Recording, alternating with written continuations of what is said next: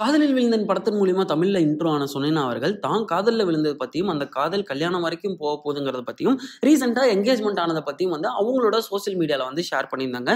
June 14ஆம் தேதி ஒரு post போட்டு தனக்கு என்கேஜ்மெண்ட் ஆயிருச்சு. ஐ அம் லாக்டு அப்படிங்கிற மாரியான ஒரு விஷயத்த வந்து சோசியல் மீடியால வந்து ஷேர் பண்ணியிருந்தாங்க.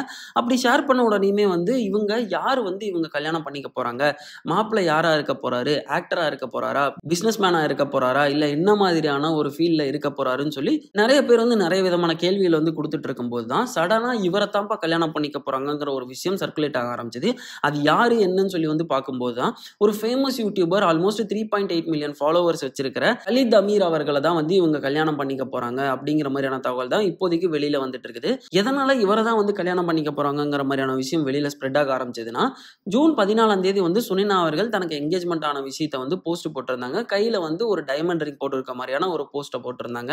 அத தொடர்ந்து ஜூன் 26ஆம் தேதியே வந்து அமீர் அவர்களுமே வந்து தனக்கு என்கேஜ்மெண்ட் ஆயிருக்கு அப்படிங்கிற ஒரு விஷயத்த வந்து ஷேர் பண்ணியிருந்தாரு. அதுல என்கேஜ்மெண்ட் ரிங் போட்டிருந்த அந்த பொண்ணுமே வந்து சேம் அதே பேட்டர்ன்ல இருக்கக்கூடிய ஒரு டைமண்ட் ரிங்க தான் வந்து போட்டிருந்தாங்க.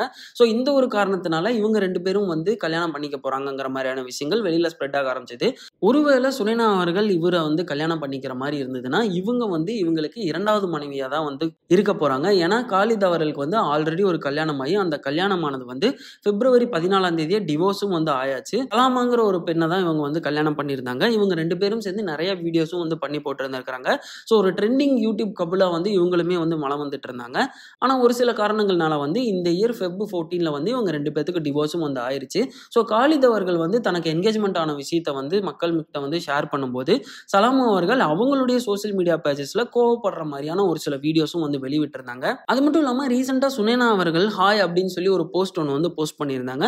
அந்த போஸ்ட்டுக்கு கீழ காலித் அவர்களுமே வந்து ஹாய் அப்படிங்கிற ஒரு கமெண்ட்டையும் வந்து பண்ணியிருந்தாரு.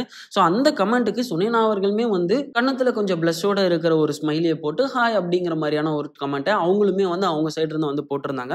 ஸோ இந்த மாரியான விஷயங்கள்லாம் வந்து பார்க்கும்போது வந்து உண்மையாலுமே வந்து சுனைனா அண்ட் காலித் அவர்கள் தான் வந்து கல்யாணம் பண்ணிக்க போறாங்க போல இருக்குங்கிற ஒரு கன்ஃபர்மேஷன எல்லாத்துக்குள்ளாரையும் கன்ஃபார்ம் பண்ற வகையில இருக்குது.